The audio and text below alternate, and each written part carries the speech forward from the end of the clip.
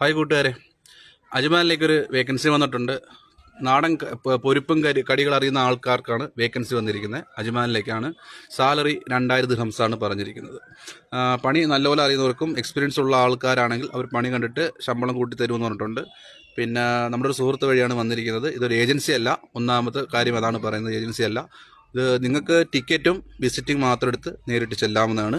ഞാൻ അവരെ കോൺടാക്ട് ചെയ്യാനുള്ള നമ്പർ തൊട്ട് താഴെ ഞാൻ നമ്പർ കൊടുക്കുന്നുണ്ട്. അവർ വാട്സാപ്പിൽ കോൺടാക്ട് ചെയ്ത് സംസാരിച്ചാൽ മതി. അപ്പോൾ അവർ ഡീറ്റെയിൽസും കാര്യങ്ങളും നിങ്ങൾക്ക് സംശയം ഉണ്ടെങ്കിൽ അവർ ചോദിക്കുക.